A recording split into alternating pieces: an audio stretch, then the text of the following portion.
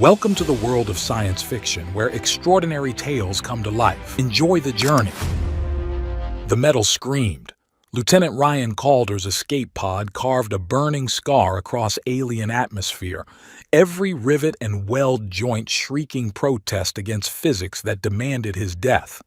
The harness bit deep into his chest, each breath a calculated effort against G-forces that wanted to crush his ribs into powder. Impact in 3. His voice came out steady despite the blood hammering in his ears. Training kicked in. That same cold calm that had carried him through the Sahara with a mouthful of sand and 9 days of hell. 2. The jungle canopy rushed up like a green fist. 1. The world exploded. Metal shrieked. Trees splintered. The pod bounced once, twice, then plowed a 100-meter furrow through alien soil that smelled of copper and burnt sugar. Ryan's head snapped forward. Stars burst behind his eyes, then silence. No, not silence. Drums. Rhythmic, hypnotic, primal. The harness release stuck. Ryan yanked it twice before the mechanism gave with a wet click, dumping him onto the pod's buckled floor. Smoke poured from fried circuits, tasting of ozone and failure. The emergency beacon was dead. He'd checked it 3 times during descent, watched it die with the rest of the ship's systems when they'd hit whatever energy field protected this backwater world. He grabbed his survival pack, checked his sidearm. 3 clips, enough to die fighting if it came to that, and kicked open the escape hatch. Humid air slammed into him like a physical presence. The jungle breathed around him, bioluminescent fungi pulsing blue-green in the eternal twilight beneath the canopy. Something that wasn't quite a bird and definitely wasn't Earth native shrieked overhead, its cry harmonizing with those drums that pulled at something primitive in his hindbrain. Move, Calder. First rule of survival, never stay at the crash site. His boots squelched through moss that glowed faintly where he stepped. The air tasted thick, sweet with pollens that made his sinuses tingle. Every shadow could hide predators. Every sound could signal death. But those drums promised something else entirely. The firelight flickered through the trees like a beacon calling ships to rocks. Ryan crouched behind a trunk wider than a shuttle, bark rough as sandpaper against his palm. The drums were louder here, joined by voices, female voices, hundreds of them, singing in a language that sounded like water over stones. He'd followed the sound for an hour through the bioluminescent maze, drawn by a curiosity that his training said would get him killed. Establish contact with locals, assess threat level, survive. He edged forward, combat boots silent on the spongy ground. Through the undergrowth, firelight painted the scene in amber and shadow. His breath caught. Women. 200, maybe more, dancing around a bonfire that reached toward stars he didn't recognize. But these weren't human women. Their skin caught the firelight like polished jade, deep green that shifted to emerald where the flames kissed it. Golden tattoos spiraled across their bodies, pulsing in rhythm with the drums, creating patterns that hurt to follow with human eyes. They wore little, strips of iridescent fabric that might have been silk or might have been something else entirely, jewelry that looked grown rather than forged. Their hair ranged from silver like moonlight to black like the space between stars, decorated with beads that chimed with each movement. And at the center, on a throne carved from what looked like a single massive pearl. Ryan's mouth went dry. She was 6 feet of lethal grace, crowned with antlers that might have been crystal or ice. Her skin was darker green than the others, like forest shadow, and her tattoos didn't just pulse, they blazed. Silver hair fell to her waist in complex braids weighted with metals Ryan couldn't identify. When she moved, even just to shift position, every other woman oriented toward her like plants toward sun. The queen. Had to be. The dancing grew frenzied. Women spun and leaped with inhuman flexibility, their voices rising to a crescendo that made Ryan's teeth ache. The queen stood, raising arms decorated with golden bracers that reflected the firelight in impossible ways. She spoke, her voice carrying over the chaos like honey poured over steel. "Sisters!" The alien word somehow translated in Ryan's head, a sensation like ice water down his spine. "Tonight, we call to the gods. Tonight, we demand what was taken. Tonight." Ryan shifted for a better view. The branch under his boot snapped like a gunshot. Everything stopped. 200 faces turned toward his hiding spot, 200 sets of eyes, gold, amber, green like old copper, fixed on him with predatory focus.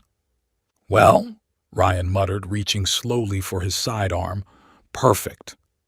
They moved like water, fluid, coordinated, inevitable. Ryan barely had time to stand before they surrounded him, a living wall of green skin and barely contained violence. Up close, he could see details the firelight had hidden, scars that looked decorative rather than accidental, muscles that coiled under skin like cables under tension, pupils that dilated sideways like a cat's. Nobody attacked. They just watched. Ryan kept his hand away from his weapon, arms slightly raised in the universal gesture of "I come in peace. Please don't eat me." The silence stretched, broken only by the crackling fire and his own too loud breathing. Then she approached, and the crowd parted like flesh before a blade. The queen moved with a predator's economy, each step deliberate. Her eyes were gold with flecks of green, studying him like he was a puzzle she intended to solve. By breaking him apart. Up close, he could see her tattoos weren't tattoos at all. They were under the skin, glowing like fiber optics. She stopped just outside his reach, close enough that he could smell her, ozone and wildflowers with something sharp underneath like pepper or cinnamon. Her head tilted. Silver hair slithered over her shoulder with a sound like silk on glass. "The gods have answered." Her voice was exactly as rich as he'd expected, accented in ways that made English sound like music. "They've sent us. A sacrifice." The crowd murmured approval. Several women licked their lips. Ryan noticed their teeth were just a little too sharp, canines that could actually tear flesh instead of just threatening to. "Lady," Ryan said, surprised his voice came out steady, "I just survived a crash landing. I'm nobody's dinner." She blinked. Once, twice. Then her lips curved in what might have been a smile or might have been a threat display. "Dinner?" She rolled the word around her mouth like wine. "You think we wish to eat you?" The crowd laughed, a sound like wind chimes caught in a thunderstorm, beautiful and terrifying in equal measure. Several women pressed closer, and Ryan fought the urge to reach for his weapon. They weren't attacking, just investigating. Fingers traced the tears in his flight suit, touched the bruises already forming on his jaw, measured the breadth of his shoulders. "You misunderstand, Skywalker." The queen gestured, and the touching grew bolder. Someone's hand pressed against his chest, feeling his heartbeat. Another tugged at his hair, rubbing the dark strands between fingers like testing fabric. "We haven't seen a male in 105 cycles. You're not dinner." Her smile grew, showing those sharp teeth. "You're much more valuable than that." They stripped him efficiently, not violently. Ryan had experienced violent. This was something else, curious, clinical, desperate in a way that transcended mere desire. His flight suit peeled away in pieces, the smart fabric already compromised from the crash. His undershirt followed. When he tried to protest, to push back, a dozen hands restrained him with gentle but implacable pressure. "Peace, Skywalker." The queen's voice cut through his rising panic. "They mean no harm. Let them see." "See what?" Ryan wanted to ask, but then hands were mapping his scars and the words died in his throat. "Here." A young warrior with black hair and copper eyes traced the puckered line across his ribs. "Blade wound. Deep." She pressed her nose to the mark and inhaled. Old. Years. Burn. Another woman, older with silver streaks through green hair, touched the splash of scar tissue on his shoulder. Chemical or plasma. Military grade. They catalogued his damage like reading a service record. The shrapnel scars from Belgrade. The knife wound from that classified mess in Cairo. The burn from when his fighter's cockpit had turned into an oven over the Pacific. Each mark examined, discussed in their liquid language, evaluated. He's a warrior. The young one again, something like awe in her voice. A true warrior. Survived more than most. The older woman nodded. Strong stock. Ryan's skin prickled under their touch, not unpleasantly, which was the disturbing part. Their hands were warm, almost feverish, and each contact left traces of something, like static electricity but organic, alive. The taste of pheromones grew thick in his throat, sweet and musky and undeniably alien. Remember the Sahara, Calder, he told himself, forcing his breathing steady as more hands explored. 9 days. No water. You survived that. You can survive this. But the Sahara had tried to kill him with neglect. This felt more like being slowly dissolved in honey. Enough. The Queen's command cut through the exploration. The hands withdrew reluctantly, leaving Ryan feeling oddly cold despite the jungle's humidity. Bring him forward. The crowd shifted, creating a pathway to the fire. Ryan grabbed the remains of his shirt, holding it rather than wearing it. The fabric was too shredded to matter.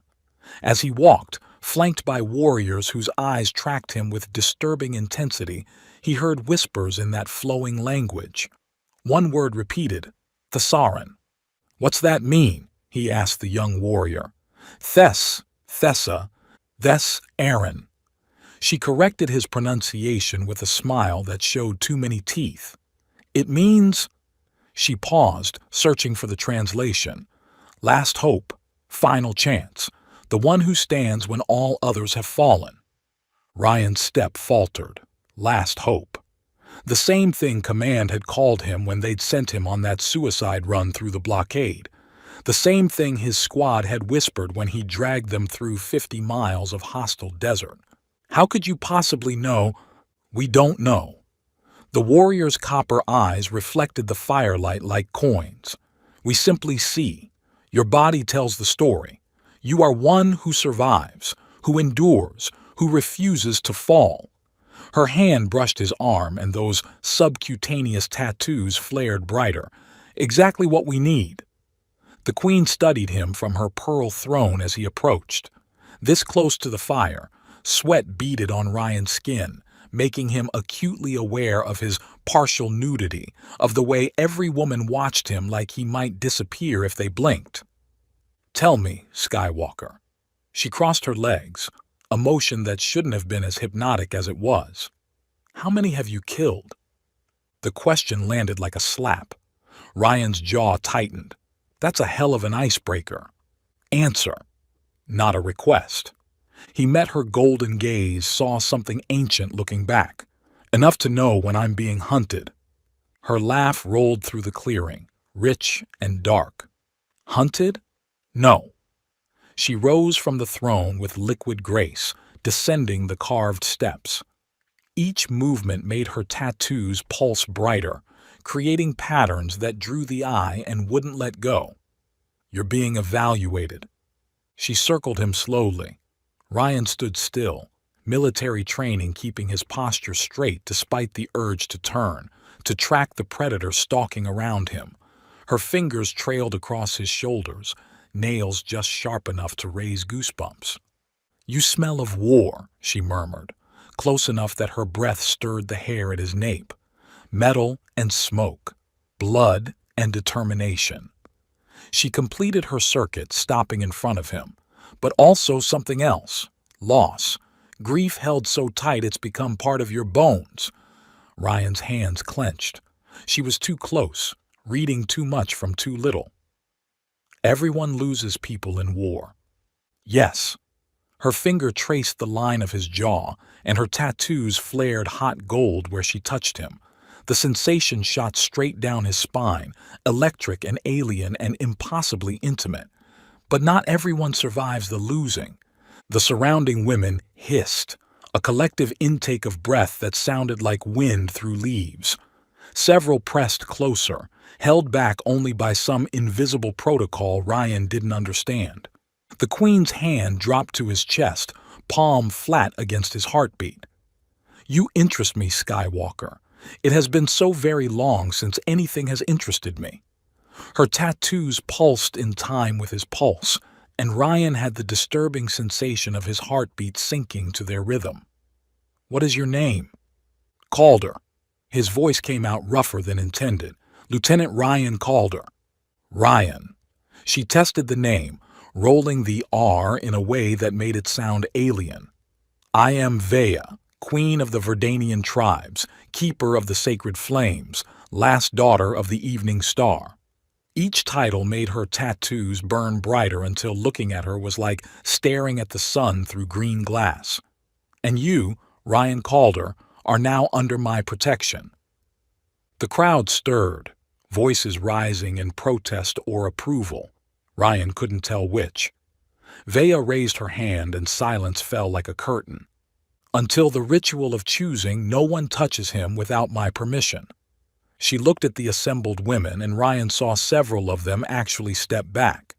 "He is V. Athes, marked by my hand, sheltered by my word." "But my queen," an older woman stepped forward, elaborate braids marking her as someone important. "Tradition demands." "Tradition." Vea's voice could have frozen flame. "Tradition has given us 105 cycles of emptiness. Tradition has watched our numbers dwindle, our children grow fewer, our strength fade like morning mist." She touched Ryan's face again, and this time her hand was gentle. "Perhaps it's time for new traditions." The elder's face twisted, but she bowed. "As you will, my queen, but the choosing must still occur. The tribes must still be fed." "Fed?" Ryan didn't like the sound of that. Vea's smile was all edges. "Oh yes, Kalia, the choosing will occur, in 3 days' time, as tradition demands." Her fingers trailed down Ryan's throat, feeling his pulse jump. "But until then, he is mine to protect, mine to evaluate." The pause stretched like a blade being drawn. "Mine." The possessive note in that single word sent ripples through the crowd. Several women turned away, shoulders tight with suppressed emotion. Others stared with open hunger that had nothing to do with food and everything to do with the famine Vea had mentioned, 105 years without men. Ryan swallowed. "And what exactly happens at this choosing?" Vea's laugh was dark honey poured over broken glass. "Why, Ryan Calder, that's when we decide if you're strong enough to survive being loved by us." Her hand pressed against his chest again, and he felt that alien electricity arc between them. "You see, in our culture, mating is intense. It transfers life force, creates bonds that transcend flesh. It can heal or harm, create or destroy." She leaned close enough that her lips brushed his ear. "And after 105 cycles without release, without connection, without the balance males provide, well." Her teeth grazed his earlobe, sharp enough to sting. "Let's just say our control has become somewhat theoretical."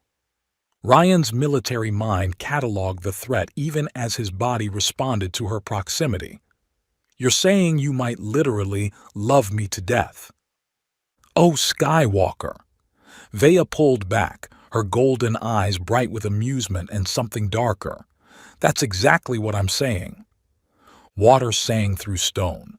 Ryan followed Vea through corridors carved from living rock, the walls pulsing with that same bioluminescent heartbeat that infected everything on this world. The sound of water grew louder, not rushing but trickling, musical, like 1,000 tiny bells. His bare feet whispered against floors polished smooth by centuries of passage, still warm from the day's heat. "Your people build with dead things," Vea said without turning.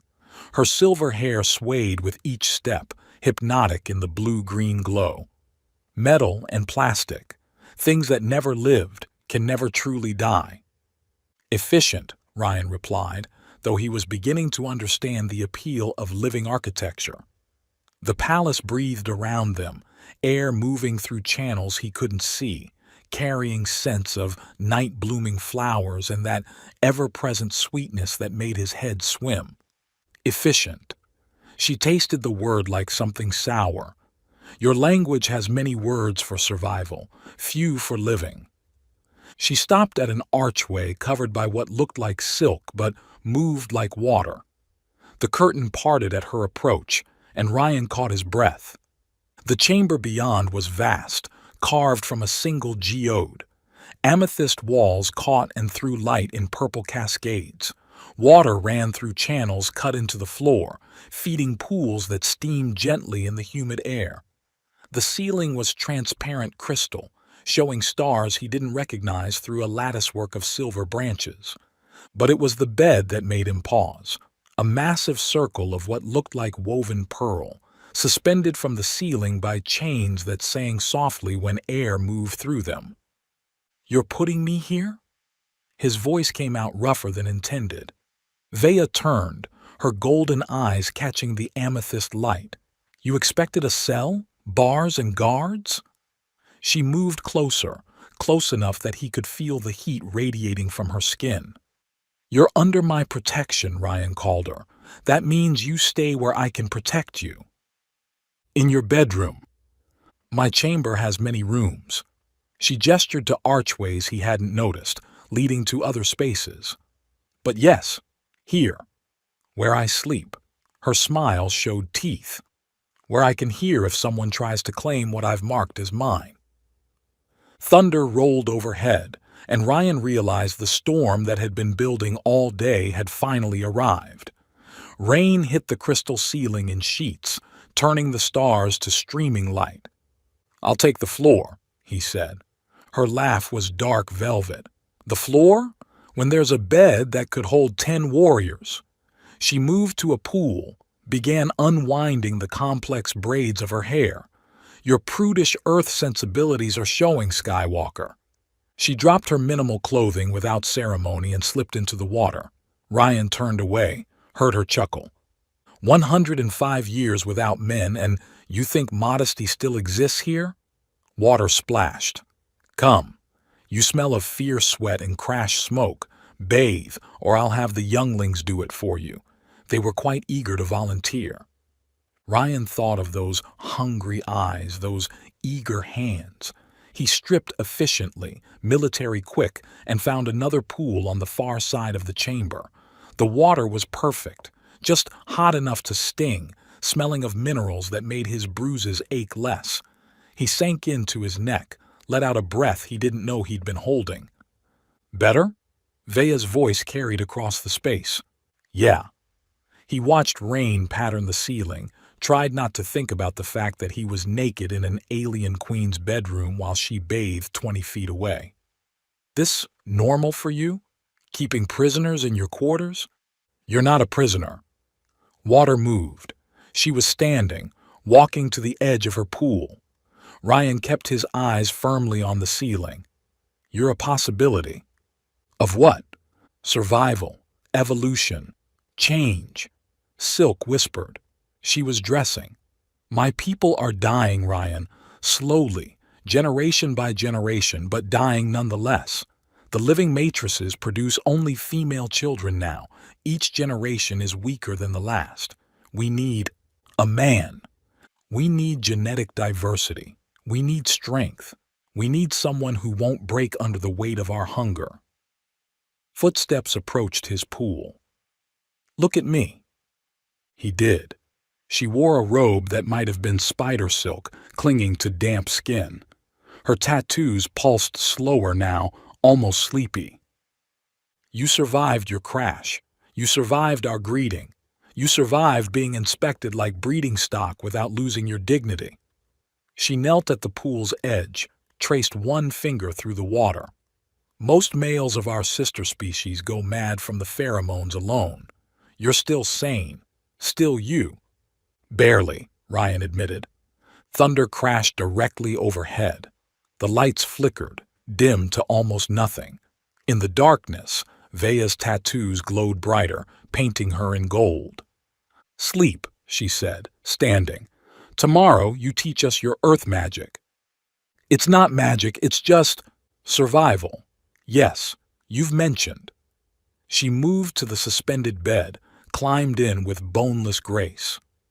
Take any cushions you need for your floor, Skywalker, though the bed is warmer, safer.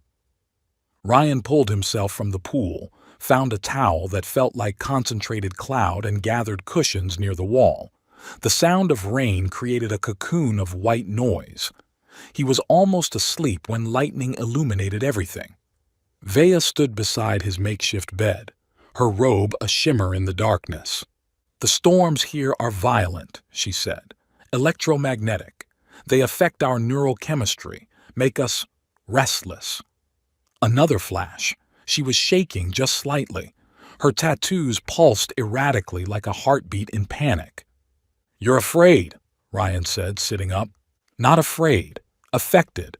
The electrical charge. Thunder drowned her words. When it passed, she was closer. Your people sleep alone? Ryan's mouth went dry. When there's not a queen who might eat them, yeah. She laughed, soft and uncertain. May I? Lightning. Thunder. She was already sliding down beside him, her back to his chest. Just until the storm passes. She radiated heat like a forge. Every breath brought her scent, ozone and flowers and something uniquely her. Her tattoos pulsed against his chest where they touched. You're burning up, he said. Normal. Our body temperature runs higher. She shifted, pressing closer. Her voice dropped to a whisper. I won't bite. Unless asked. Ryan's arm came around her waist, protective, not possessive. Storm that bad? The storm outside? No. She turned her head slightly, her breath warm against his throat. The one inside is worse. They lay listening to rain and thunder, her body gradually relaxing against his. Just before sleep took him, Ryan heard her murmur, "First male in my bed in over a century, and he sleeps on the floor by choice. The universe has a cruel sense of humor." Morning brought curious faces and eager hands. 50 young warriors gathered in the training ground, a natural amphitheater carved from black stone. They whispered among themselves, golden and green eyes tracking Ryan's every movement. Vea watched from a raised platform, ostensibly discussing something with her advisors, but her attention clearly elsewhere. Right, Ryan said, setting down his salvage supplies. Your queen asked me to teach you earth magic. But here's the thing, it's not magic. It's just knowing how things work. Sira, the bold warrior from the night before, stepped forward. Black hair with streaks of silver, body coiled like a spring ready to release. Show us this not magic Skywalker. Ryan pulled out a piece of chocolate from his ration pack, one of the few things that had survived the crash intact. Then he produced an aluminum can, empty, scraped from the pod's supplies. Watch. He broke off a piece of chocolate, rubbed it on the can's concave bottom. The warriors pressed closer, close enough that their collective body heat made him sweat. The oils in the chocolate act as a polish, makes the surface reflective. He angled the can toward the morning sun, focused the light on dried moss he'd gathered, waited, counted breaths. Smoke first, then fire bloomed. The warriors erupted. Shouts, gasps, hands reaching for the can. Someone said sorcery in their language. Ryan held up the can, let them see their own reflections in the polished bottom. Not magic. Science. Light concentrates heat. Enough heat makes fire. He handed the can to Sira. watched her eyes go wide. Try it. While they practiced, burning through his chocolate supply with enthusiastic inefficiency, Ryan set up his next demonstration: water purification. He'd found local materials that worked: sand, charcoal from their fires, cloth woven from plant fibers. Clean water is life, he said, pouring murky pond water into his makeshift filter. My people learned this the hard way. Lost whole armies to disease before we figured out that clear doesn't mean clean. Leora, the healer, knelt beside him, soft where the warriors were hard, with green eyes like sea glass. Her hands brushed his as she helped pour, lingering longer than necessary. "Your people were warriors?" she asked. "All of them?" "No, but we had our wars, still do." Water dripped through the filter, coming out clearer with each pass. "Humans are good at surviving, better at killing each other. But you survived both." Her fingers traced a scar on his forearm, gentle but insistent. "These marks, they're not all from enemies." Ryan pulled his arm away. "Some wounds you give yourself." Vea's advisor, Thyra, approached. Young for her position, silver-haired with black roots, tattoos that spiraled in patterns suggesting rank. "My queen, he teaches them to make fire from sweets, to clean water with sand. Parlor tricks." "Parlor tricks that could save lives," Vea replied, not taking her eyes off Ryan. "How many have we lost to waterborne illness in the dry seasons? How many times have our firekeepers failed? He undermines tradition. He offers alternatives." Vea stood, descended from the platform with dangerous grace. "Watch." She moved to Ryan's side, close enough that every warrior noticed, noted, remembered. "Show them something else, Skywalker, something that proves Earth's strength isn't just tricks." Ryan considered. Then he spotted the training weapons, weighted staffs that the warriors used for combat practice. "All right, your people fight with strength and speed, yeah?" He picked up a staff, tested its weight. "We fight with physics." He demonstrated leverage, showing how a smaller person could throw a larger one. Had Sira attack him, used her momentum against her, sent her flying with minimal effort. The warriors murmured appreciation. "Again," Sira demanded, brushing dirt from her leathers. This time when she charged, she pressed close, bodies tangling more than fighting. "Your techniques require contact." "Distance is safety," Ryan said, untangling himself from her deliberately slow pin. "But sometimes—" Vea's tattoos flared bright enough to leave after images. "Sometimes, Sira, distance is what kills you. Step back." Sira obeyed, but her smile promised this wasn't over. The morning progressed. Ryan taught them about creating shelters that breathed, about reading weather patterns, about the tactical advantages of high ground. With each lesson, he noticed things: guards that shouldn't be there, watching from wrong angles, symbols chalked on walls that Vea's people carefully didn't see. During a water break, he approached Vea. "You've got a problem." "Several. Be specific." "Someone's marking territory. Those symbols, they're not yours." Her jaw tightened. "Observant." "Yes. The exiled ones grow bold." "Kalia's people?" "You were listening last night." Something in her voice suggested approval. "She believes you should be given to the old gods, consumed properly, ritually, your life force distributed among all tribes." "And you?" She turned to face him fully. In daylight, her green skin showed subtle patterns like leaves underwater. "I believe you're worth more alive, breeding, teaching, changing us." "Romantic." Her laugh was sharp. "Romance is luxury, Skywalker. Survival is necessity." But her hand brushed his, and her tattoos pulsed warm, though sometimes they overlap. 3 warriors vanished that night. Ryan woke to shouting, Vea already gone from her bed. They'd maintained separate sleeping arrangements despite the storm passing. He grabbed his pants, stumbled out to find chaos. Taken from their posts, Thyra was saying. No signs of struggle. They went willingly, Vea said, voice deadly calm, or were convinced to. The festival approaches, Kalia emerged from shadow, making everyone reach for weapons. The elder priestess looked unchanged from the first night, ancient, powerful, patient as stone. Some question whether the Skywalker should participate. He's under my protection. Your protection, Kalia smiled. Not your ownership. The choosing is for all tribes, all have claim. She turned those flat gold eyes on Ryan. You teach them fire-making, Skywalker. But do you understand the fire you've lit? 105 years of hunger doesn't simply dissipate because a queen claims first rights. As if summoned by her words, Sira appeared. In daylight training clothes that left little to imagination, she approached Ryan with predatory intent. Spar with me, she said, not asking. Properly this time. Ryan looked to Vea, saw the test in it. Refuse and show weakness. Accept and risk, whatever Sira had planned. Sure. The training circle cleared.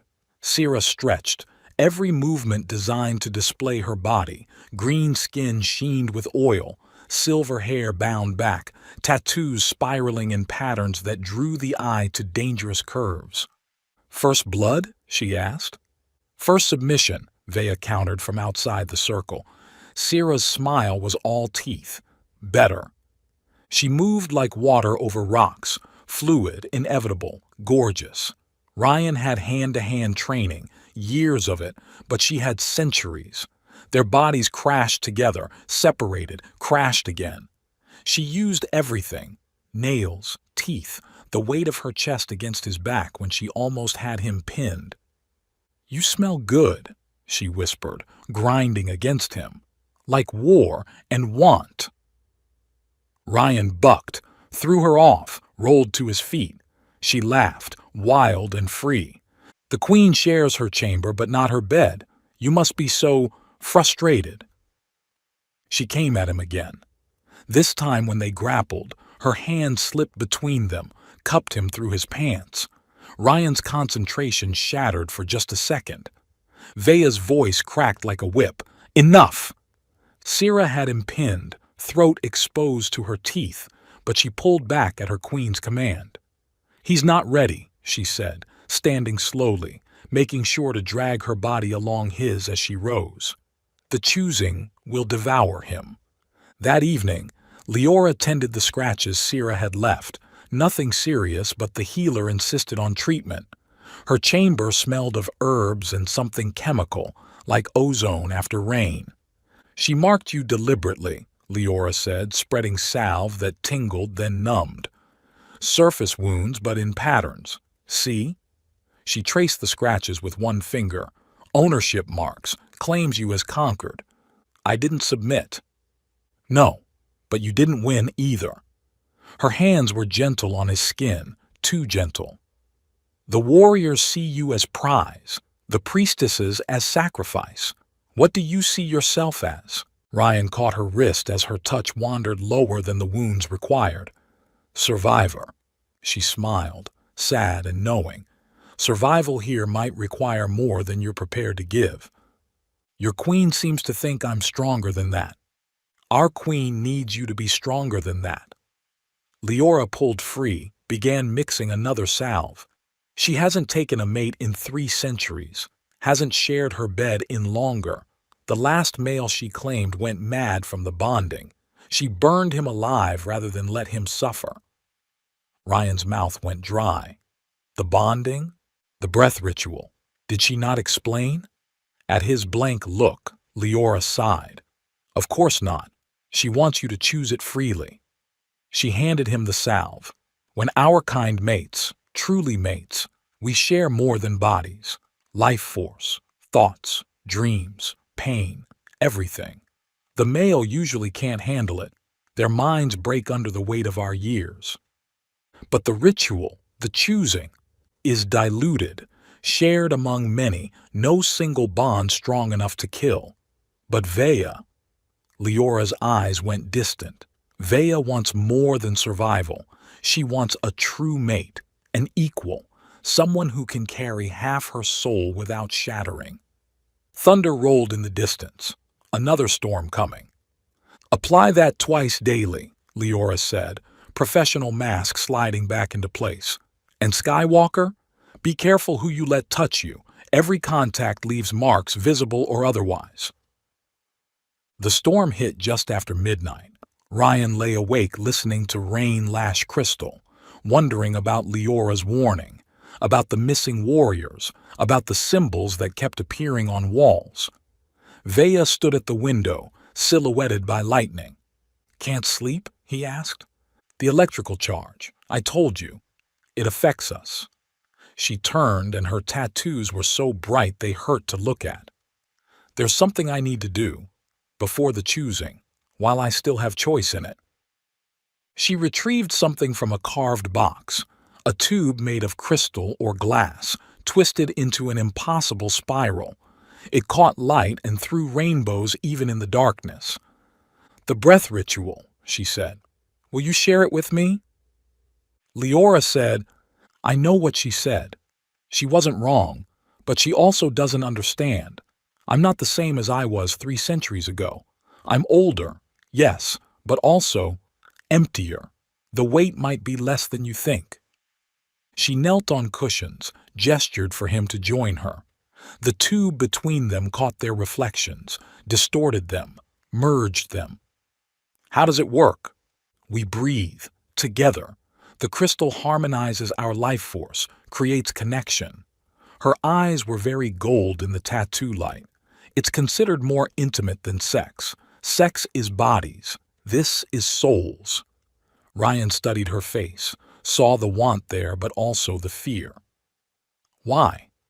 "Because in 3 days, the choosing will happen whether we want it or not. The tribes will claim you, share you, dilute you among them until there's nothing left but seed and memory." Her hand covered his. "I want to know you first, the real you, before they take that away." Thunder crashed. The lights went out entirely. In the darkness, only her tattoos and the faint luminescence of the storm remained. Ryan picked up his end of the tube. "Tell me what to do." "Breathe in when I breathe out. Out when I breathe in. The crystal does the rest." Their lips touched the glass. Her breath filled his lungs, sweet, alien, alive. His breath returned to her. The crystal began to glow, faint at first, then brighter with each exchange. The world shifted. He could feel her heartbeat as if it were his own. No, it was his own. They shared the rhythm, blood moving in perfect synchronization. Her thoughts brushed his, not words but impressions. Loneliness vast as space, hunger sharp as broken glass, hope fragile as spun sugar. "Show me," her voice in his mind. The Sahara exploded behind his eyes. 9 days of hell, drinking his own filtered piss, eating insects, dragging Martinez's broken body through sand that wanted to bury them both. The moment he'd realized Martinez was dead, had been dead for 2 days, and he'd been dragging a corpse. She gave back the century of silence after the last male died, teaching daughters who would never be whole, watching her people slowly fade like stars at dawn. The night she'd stood at this very window and considered walking into the jungle, letting something eat her rather than face another century of slow death. Their breathing synced, in, out, in, out. The crystal sang between them, a note felt in bones rather than heard. He shared the moment his fighter disintegrated around him, the second of weightless terror before the pod ejected, the smell of burning flesh, his own, as he manually released the stuck hatch, the certainty that this backwater planet would be his grave. She shared the first moment she'd seen him, crashed into their ritual like destiny. The way his defiance had lit something she'd thought dead. The terrifying hope that maybe, he could be the answer they'd prayed for. The ritual deepened, barriers dissolved. He felt her green skin like it was his own, understood the tattoos weren't decoration but neural interfaces, connections to the planet itself. She experienced his human fragility, his mayfly lifetime, and found it beautiful rather than weak. So much life crammed into so few years. "You're not afraid," her mental voice wondered. "Terrified," he admitted, "but not of you." "Of what then?" He showed her. Afraid of failing them, of being the last hope that wasn't enough, of surviving again when everyone else died. She wrapped that fear in her own, afraid of breaking him, of taking too much, of her hunger consuming what she wanted to save. The crystal cracked. They pulled apart, gasping. The tube fell between them, split cleanly down its spiral. Vea's tattoos blazed like golden fire, and Ryan realized he could feel them. Not see, feel, like phantom limbs. "That wasn't supposed to happen," she breathed. "The crystal breaking?" "No." She touched his face, and he felt it twice. Her hand on his skin under her hand. The equalizing. "You shouldn't be able to—" She kissed him, sudden and desperate, and he tasted her thoughts. "Mine. Finally mine. Please be strong enough to stay mine." He pulled back, head spinning. "What did we just do?" "Something impossible." Her laugh was wild. "Something that changes everything." Outside, thunder crashed. Inside, their hearts beat in perfect unison, and Ryan understood with terrifying clarity that whatever the choosing brought, he was no longer entirely his own. He belonged to her now, and she, goddess helped them both, belonged to him. The predators came with the dawn. Ryan heard them first, a sound like glass breaking underwater, their crystalline shells clicking against stone as they descended from the canopy. Six-legged nightmares with too many eyes, drawn by the pheromone storm of 200 women and one man gathered for the Festival of Moons. "Cathara!" someone screamed. The training ground erupted. Warriors grabbed weapons, formed defensive circles, but the creatures were already among them. Ryan watched one leap 30 feet to land on a young warrior's back, mandibles seeking the soft spot where skull met spine. Time dilated.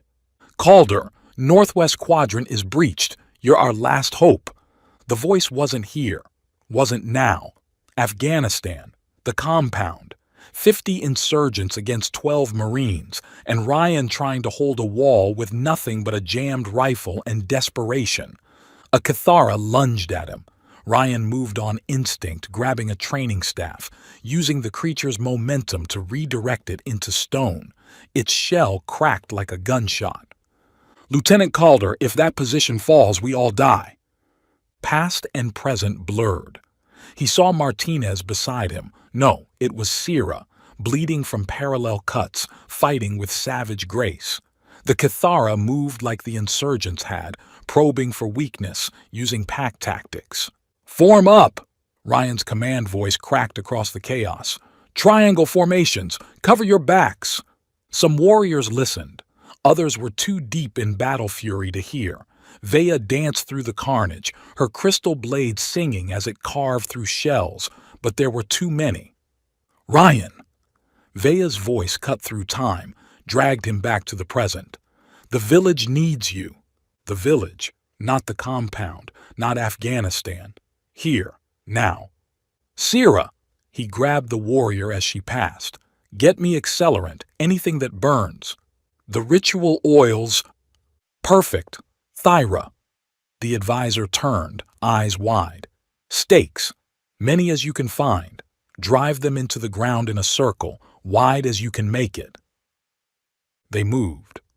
Ryan's mind shifted into tactical mode, the same cold clarity that had saved his squad in the Sahara, that had kept him alive when his fighter disintegrated. "What are you doing?" Vea demanded, cutting down another Cathara. "Making a kill box." He grabbed the oils Sierra brought, began pouring them in patterns he remembered from Special Forces training. "These things hunt by sight and smell, yeah? So we blind them." He lit the oil. Fire erupted in controlled lines, herding the Cathara toward the staked circle. The creatures recoiled from the flames, their shells reflecting orange light.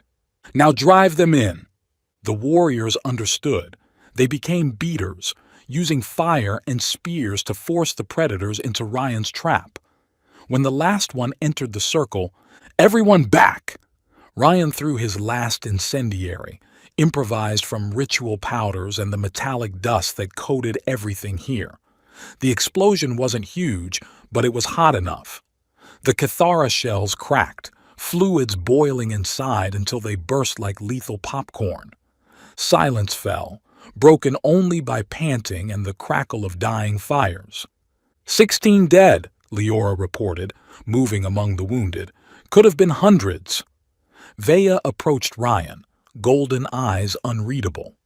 Green blood, not hers, painted her skin like war paint. "You saved us." "Just applied some earth magic," he said, but his hands were shaking. The flashback had been too real, too close. She caught his hands, steadied them. Through their bond from the breath ritual, he felt her understanding, her recognition of the ghosts he carried. "The festival begins at sunset," Kalia's voice cut through the moment. The elder priestess stood unmarked by battle, as if the Cathara had simply avoided her. "The choosing cannot be delayed." "After what just—" "The attack changes nothing." Kalia's flat gold eyes fixed on Ryan. "If anything, it proves the urgency. His presence draws predators. Better to complete the ritual before worse things come." "Or," Ryan said, stepping forward, "maybe it proves that working together keeps everyone alive." Kalia smiled, cold as starlight. "Pretty words, Skywalker, but tradition is not swayed by one battle." She turned to Vea. "Sunset, be ready." As she left, taking her priestesses with her, Ryan noticed something. The Cathara attack patterns, the timing, almost like they'd been herded, Vea said quietly, following his thoughts through their bond. "Yes, I noticed too." The game was deeper than Ryan had realized, and sunset was coming fast. The arena glowed with bioluminescent moss, casting everything in blue-green shadow. 200 women formed a circle, their bodies painted with ceremonial designs that hurt to follow with human eyes. At the circle's heart, a raised platform of polished obsidian reflected the 3 moons rising in alignment. Ryan stood at Vea's side, wearing the ceremonial garb they'd given him. Essentially leather straps that covered nothing important and displayed everything else. He felt like a prize bull at auction, which wasn't far from the truth. "The choosing begins." Kalia's voice rang out from her position at the platform's north point. "Who claims first right?" "I do." Ryan expected Sira, maybe another warrior. He didn't expect Thyra. The young advisor stepped forward, silver hair gleaming with oil. "I claim the right of strategy. The Skywalker has shown tactical brilliance. That seed should strengthen our leadership caste." "Accepted," Kalia said before Vea could speak. "Who else?" "I claim the right of healing." Leora emerged from the crowd, soft curves painted with spiraling patterns. His resilience could birth a generation of survivors. "I claim the right of war." Now, Sira, as expected, her body a weapon barely contained by ceremonial paint. More stepped forward. A dozen, 20, each claiming an aspect of him like dividing meat from bone. Ryan's jaw clenched tighter with each claim. "Enough," Vea said. "You cannot stop the choosing. I don't stop it." Vea stepped forward and her tattoos blazed so bright that several women stepped back. "I challenge it." Murmurs rippled through the crowd. Kalia's eyes narrowed. "Explain." "Ancient law. If the claimed male has shown prowess in battle, any who would claim him must prove worthy through combat." Vea's smile was sharp as crystal. "He saved us today. That earns him the right of champions." "You twist tradition. I honor it." Vea raised her voice. "Who here denies his battle prowess? Who says he hasn't earned the right to have his mate chosen through strength rather than politics? Silence. Then I call challenge, Vea continued. Single combat. Winner takes all. Kalia's smile was slow and cold. Challenge accepted, but not by those who claimed. She stepped into the circle. By me! The crowd gasped. Ryan felt Vea's shock through their bond, quickly suppressed. You're not of breeding age. I'm priestess. Age is irrelevant to the divine. Kalia began removing her robes, revealing a body that should have been ancient but moved like poured mercury. Unless you refuse, concede your claim, Vea snarled, stepped into the circle. Blades or hands? Blades. Kalia produced 2 crystal daggers from nowhere, to submission or death. They circled each other, predators evaluating prey. Kalia moved with inhuman grace, centuries of experience in every step. Vea was younger, stronger, but Ryan could feel her uncertainty through their bond. The first clash came fast, crystal ringing against crystal, sparks of energy where the blades met. Kalia's technique was perfect, economical, lethal. Vea fought with passion, fury, but passion made her sloppy. Blood, green and luminous, spattered the obsidian. You fight for him, Kalia said, their blades locked. But does he fight for you? She twisted, and Vea's blade went flying. The follow-up strike opened a line across Vea's ribs, another across her thigh. Kalia was dissecting her, cut by cut. Ryan's hands clenched. Every instinct screamed to intervene, but the warriors around him made it clear. Interfere and Vea forfeited. She fights for me, Ryan thought desperately. When did I become worth dying for? Vea stumbled. Kalia's blade swept toward her throat. No! Ryan broke the circle. Gasps, shouts. Several warriors moved to stop him, but he was already there, catching Kalia's wrist mid-strike. You want to devour someone? His voice carried across the arena. Take me, but know this. I choose who I give myself to, and I choose her. Kalia's eyes glittered with triumph. You forfeit her claim by interfering. I forfeit nothing. Ryan helped Vea stand, felt her blood hot on his hands. I claim the right of substitution. Another old law, right? A male can choose his champion to become his mate. Silence. That law hasn't been invoked in 300 years, Thyra said softly. Because there haven't been males to invoke it, Ryan shot back. He faced Kalia. I choose Vea. If you want me, you fight her.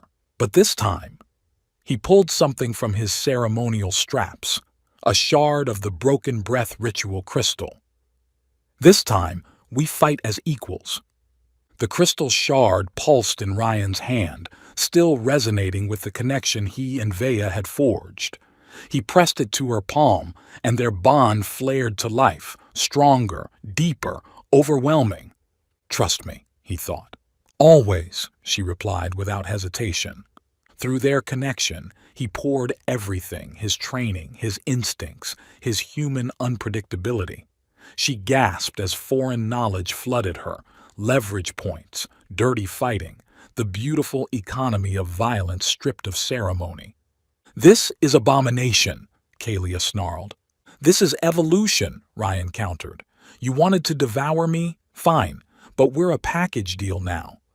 Vea moved, and it was nothing like before. She fought with human brutality and alien grace combined. When Kalia expected traditional forms, Vea gave her street fighting, an elbow to the solar plexus, a sweep that belonged in a bar brawl. Crystal blades became secondary to fists and feet and pure, vicious intent. But Kalia adapted. Centuries of experience counted for something. She began predicting the unpredictable, countering fusion with tradition. Her blade found flesh again, Vea's shoulder, her side. You're going to lose, Kalia hissed. And when you do, I'll take him piece by piece. Share him among the tribes until there's nothing left but... Vea laughed, It wasn't humor. It was release. Through their bond, Ryan felt her let go of something. Centuries of control, of royal restraint, of being what her people needed rather than what she was. You don't understand. Vea's tattoos began to burn, not gold but white hot. The ritual, it could kill you. Baby, Ryan said, loud enough for all to hear, I've been dying since the day I crashed here, but with you, I finally started living. The words hit Vea like lightning. Her tattoos erupted, and suddenly she wasn't just fighting. She was becoming something else. The broken crystal in her hand sang, harmonizing with the one still in Ryan's grip. Their shared heartbeat thundered through the arena. Kalia struck, a perfect killing blow. Vea caught the blade bare-handed. Green blood ran through her fingers, but she didn't flinch. With her other hand, she drove her own blade through Kalia's shoulder, pinning her to the obsidian platform. "Yield!" Vea commanded. Kalia spat. "Never! Tradition demands—" "Tradition is killing us." Vea's voice echoed with harmonics that shouldn't exist in a single throat. Ryan realized with a shock that he was partially speaking through her, their bond so complete that they were becoming something new. "We're dying, Kalia. Generation by generation, we're fading, but he offers us something else." She pulled the blade free, stepped back. Kalia collapsed, Leora rushing to tend her. "Not conquest," Vea continued, addressing the crowd now. "Partnership, not devouring, sharing." "Pretty words," Sira called out. "But how? The ritual demands—" "The ritual can evolve." Ryan stepped forward, still holding his crystal shard. "Your tattoos, they're neural interfaces, right? Biological superconductors?"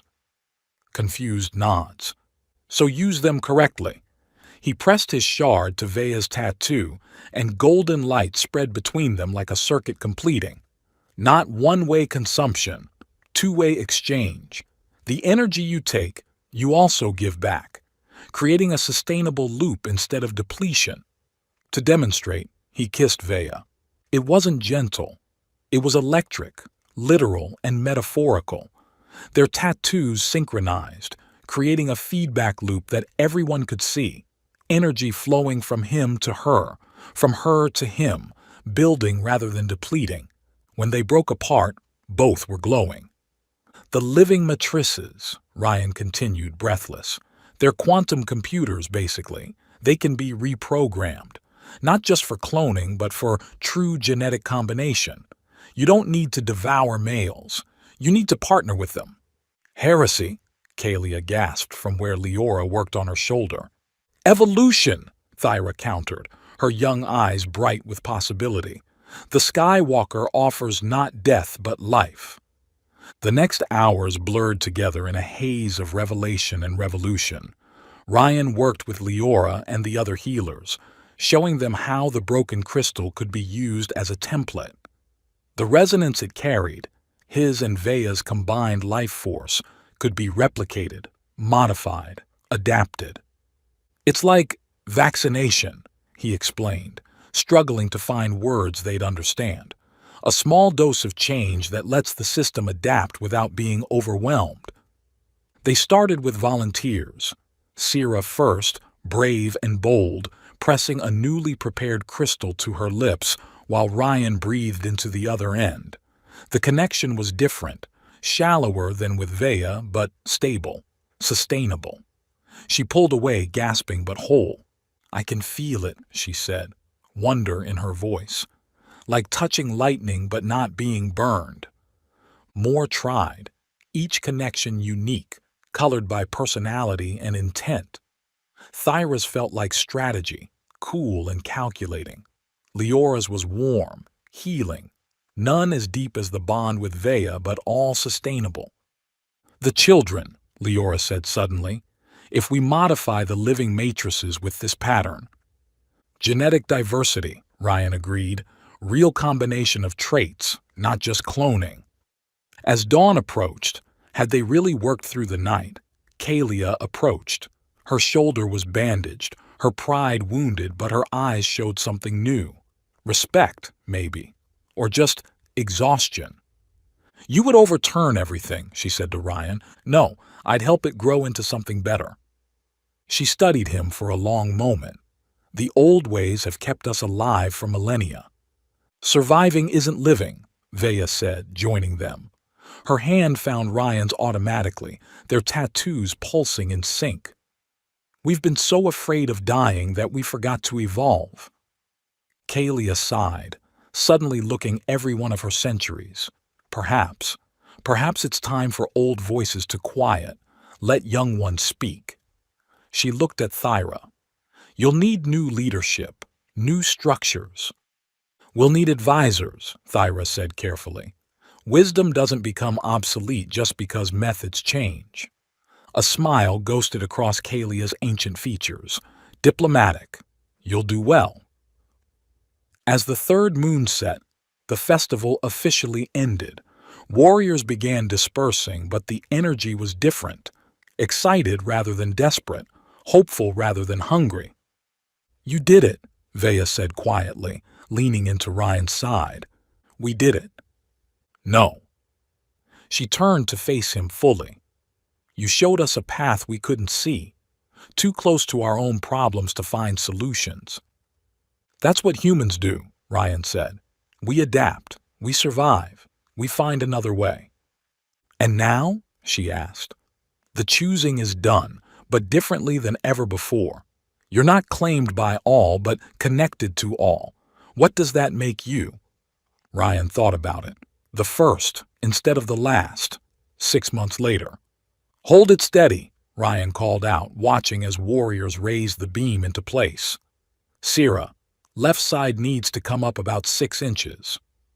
The construction was a hybrid, Earth engineering meets alien biotechnology.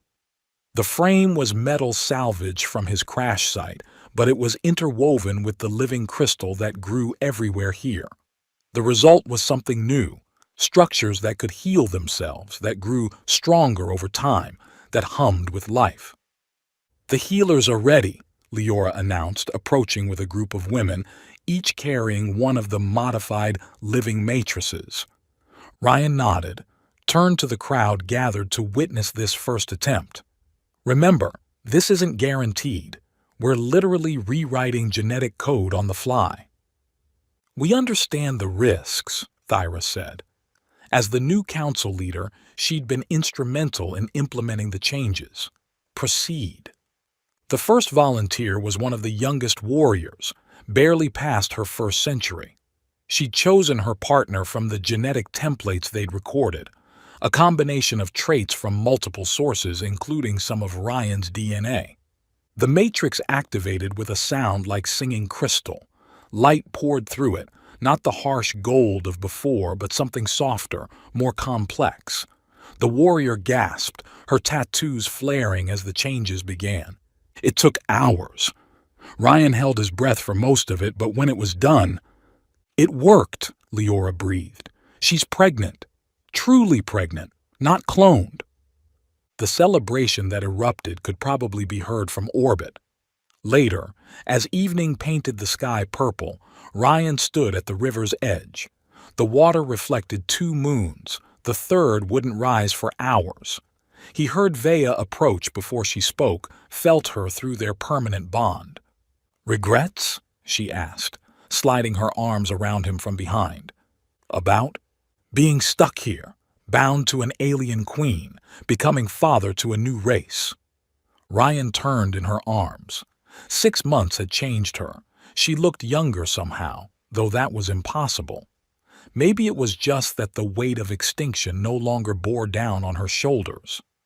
"My people sing songs about you now," she said, tracing his jaw with one finger. "The man who refused to be devoured." "And what do you call me?"